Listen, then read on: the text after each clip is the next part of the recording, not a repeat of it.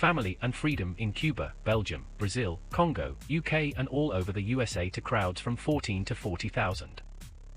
International leadership speaker, trainer and coach.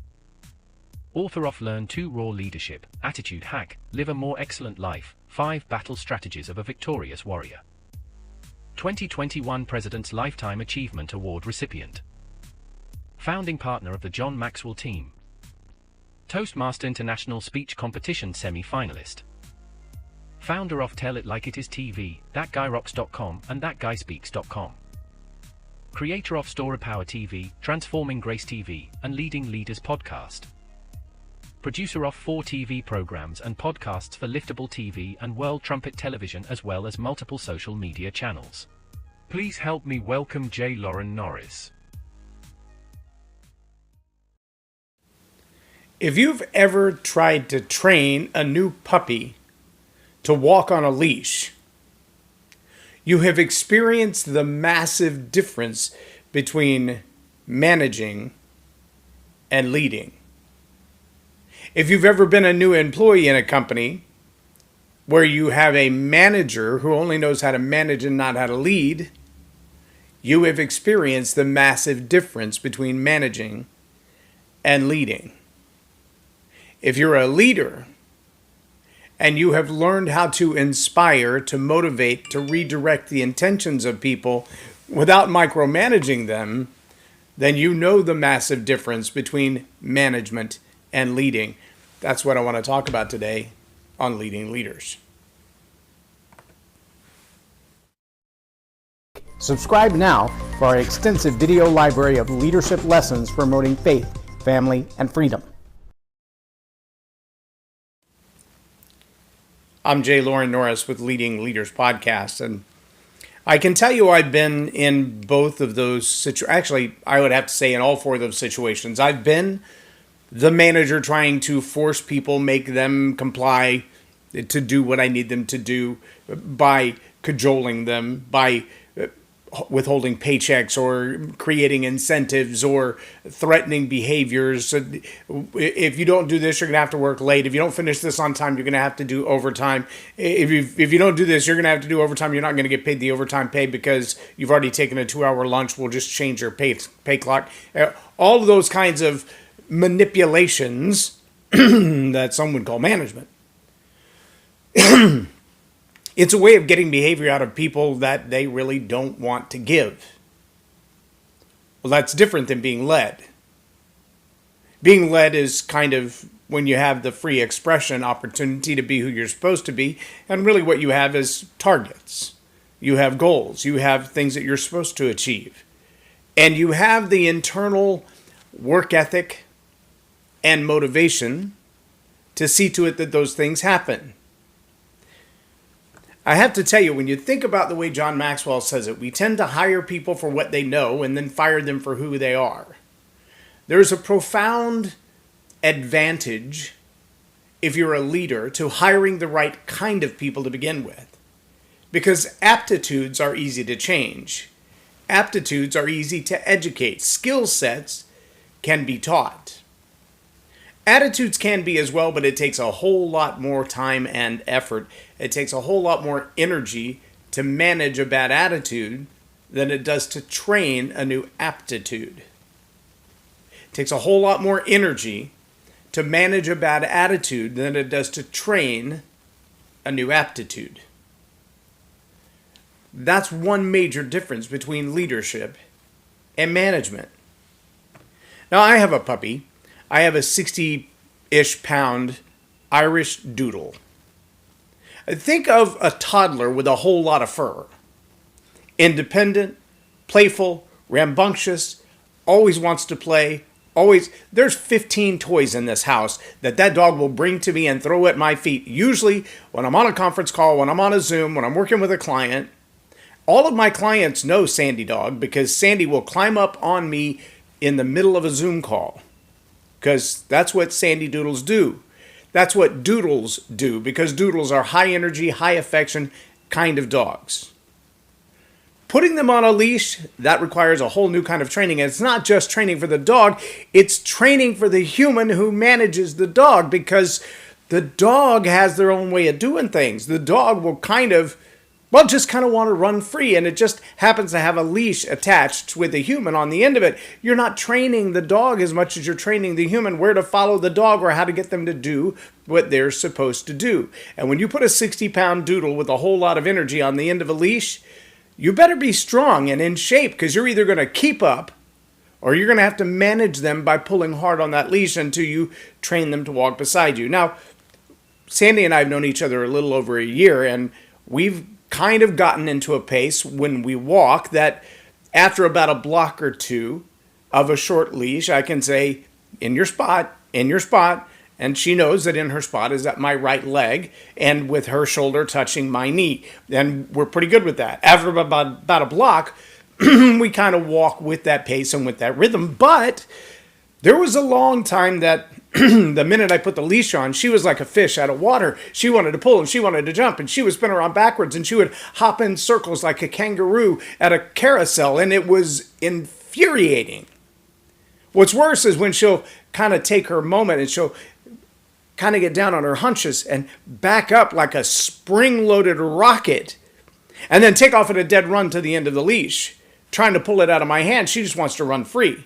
When we found a 9-acre dog park where I can just take the leash off and let her run at full speed as far as she wants to go, we were in heaven, both of us, because I don't get dragged around the block, and she gets to run as far as fast as she wants to. She can run laps around that 9 acres. It's all fenced.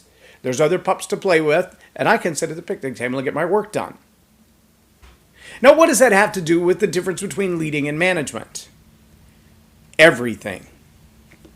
If you've ever tried to manage people on your team who have more energy than you, have more ability than you, are more physical than you, are more astute than you, are into new things, they're into creativity, and you're not a creative person, one of the hardest relationships in the world is a sales manager who was once a great salesperson, but they don't like people as much as they like money.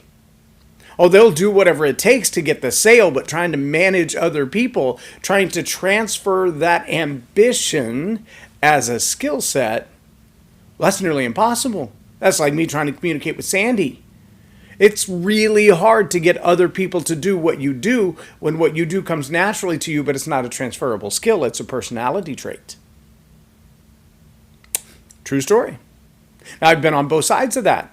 I've been the salesperson with someone else who used to be a great salesperson, but they weren't a very good manager. And I've been the sales manager trying to manage people who really weren't cut out for sales in the first place. They had a great demeanor for customer service. Man, they were so detailed. Everything was perfect on everything they did, but they would leave sales on the table and they would leave customers wanting products and services that we offered because they never brought them up, because they didn't feel like, well, they didn't really want that. Well, did you ask them? No, I kind of sensed it. Okay. See, leading and managing, those are different things.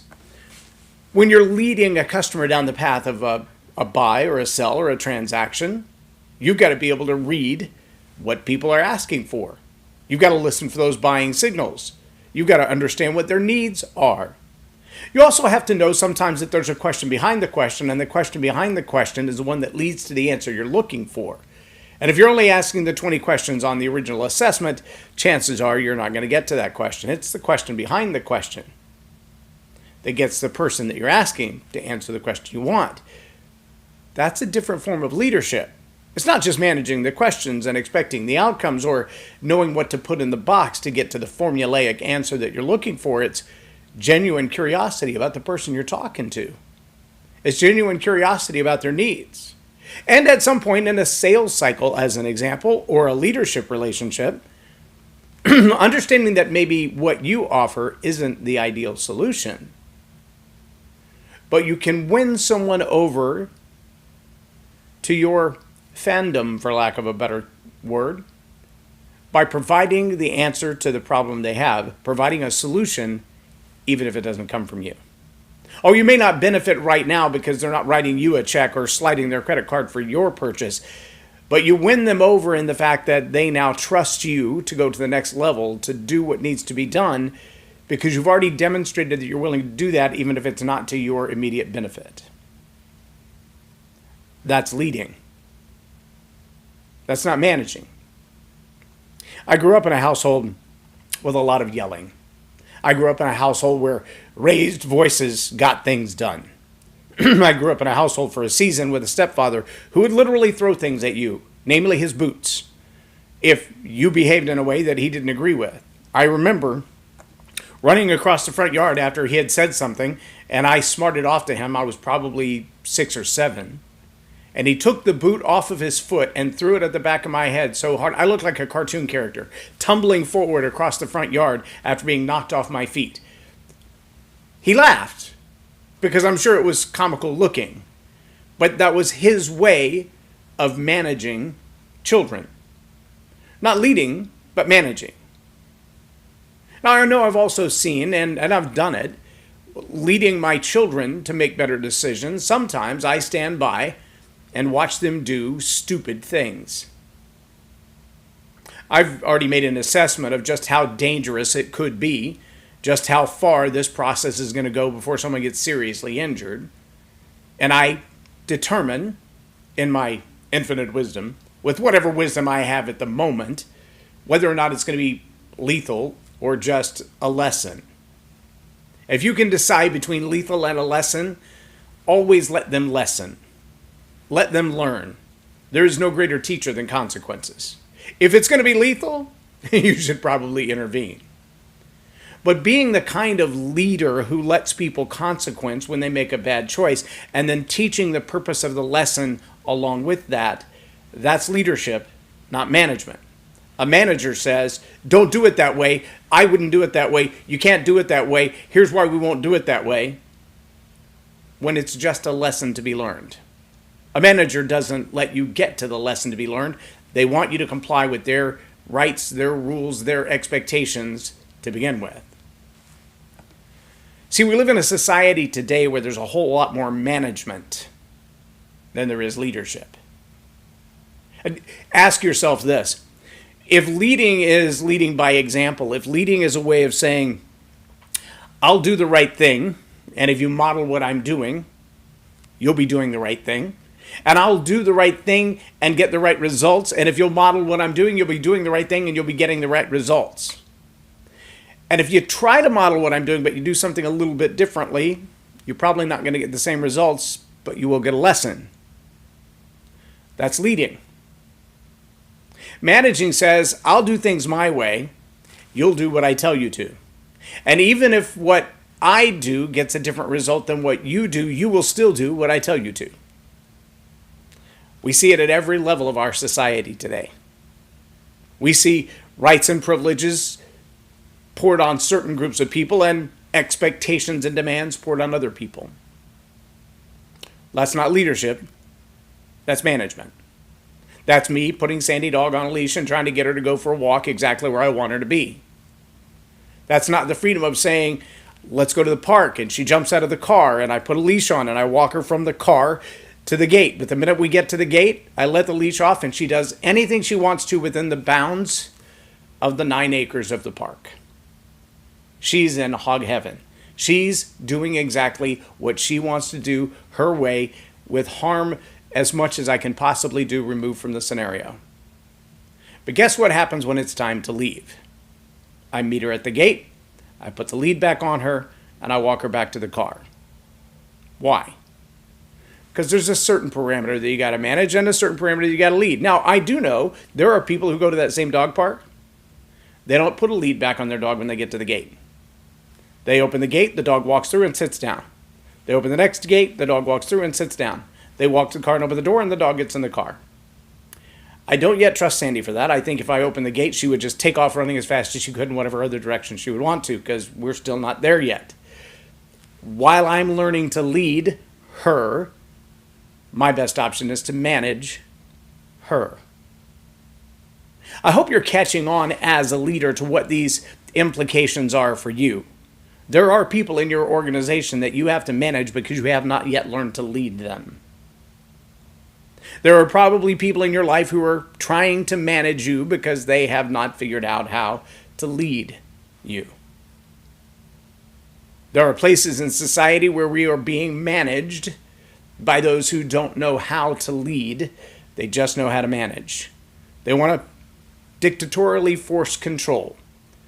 They want to monitor and measure every thought, every habit, every idea, every conversation, every behavior, every outcome, every result, because they don't know how to lead, or they don't trust you to be led. As a society, that's a recipe for a disaster. In a relationship, that's a recipe for a disaster. I don't care if you're talking about in your family, parent-child relationships, siblings, older siblings to younger siblings. I remember watching a brother-sister team. There were probably 4 or 5 years difference between them. And as they were walking through the grocery store, the younger brother was trying to pick up things off the shelf. The older sister, at one point, had a hold of his shoulders and was steering him like a bicycle to go from one side to the other, pushing him left and pushing him right. She was completely controlling his every movement. His little feet sometimes were going in a completely different direction than which she was steering his shoulders. And when that didn't work, she grabbed hold of his head and she steered him by his head. Look at this, look at that, go this way, walk this way, stop, faster.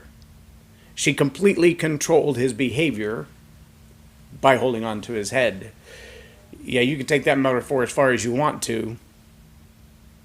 VR glasses, earbuds, headbands that read your brain waves. They're out there. They're already in use. Yeah, they're all over the place. They're management tools in school districts for teachers to know whether or not your child is paying attention, to read their heart rates and their brain waves to know if they have bipolar disorder or they're distracted by something else in class or they're really paying more attention to that cute somebody over there. Management. Not leading. Not leading at all, but managing. Controlling, manipulating, and managing. Totally different things. Totally different things. If you're a leader, I want to challenge you to take the time, take the heart to learn about the people that you're responsible for leading. You don't have to grab them by the head and force them to go the direction that you want them to go. You can let them have the liberty of consequences and making mistakes where they will learn lessons that are powerful and permanent. Don't let them make the mistakes that are lethal. You can encourage them, you can inspire them. At that point, you may have to put the lead back on and manage them for a short time, but for the most part, be a leader, not a micromanager. Be a leader who inspires and motivates because you're doing the thing that you want them to do. You're modeling the behavior that you want them to model. You're not manipulating. You're not managing. You're leading. Be that kind of leader. Our society, our world needs more leaders like that. I'm J Loren Norris with Leading Leaders Podcast, or Tell It Like It Is TV. Have a blessed day.